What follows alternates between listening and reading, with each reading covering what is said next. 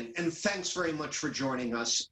As you know, I don't need to tell you, police and policing are the focus of intense debate right now. Let's get some perspective on some of the issues involved with our guest this morning, former Boston and Lowell Police Commissioner and WBZ security analyst, Ed Davis. Ed, good to see you. Thanks for joining us. Thank you, John. Great to see you, too. So what went through your mind when you saw the now infamous video of George Floyd's killing?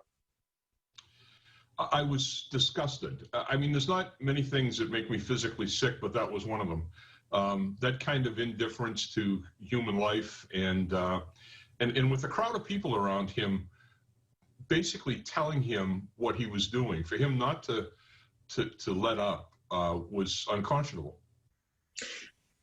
It amazes me, Ed, that even in this era where everybody knows, every police officer knows, that if there are other people around and something's going down like this, chances are they've got their phone out and they're recording it. I can't even comprehend the mindset here. Let me phrase the question this way. In your experience, what % of police officers are just straight up racists? That's such a hard question, John. I know there's racism everywhere, and I know it exists in the police department. It's a small percentage. I couldn't put a number on it, but I've been in the locker rooms, I've been in the roll calls, I've worked my way up through the ranks, and it is not something that you hear. You know, there might be one or two people that say something here and there, but this is not a pervasive problem that I have experienced. So would you say more or less the same as in the general population? Absolutely, yeah. Maybe even less so. Many of the officers in policing have worked. Police hiring practices have changed, and there's a significant amount of diversity in police departments. More so than you see in a lot of other very well-known institutions, academia, hospitals. I mean, we have a good number of individuals who are probably in the 20-something% at this point in time. So you can't just walk around saying things like that. It wouldn't be accepted. And yet we do. I mean, I read, Pac Century on the Boston Police Patrolmen's Association newspaper, and over the years, there it is in plain sight. Well, so yeah, that's been a controversial publication for many years, and many of us have suffered under their ridiculous writings, and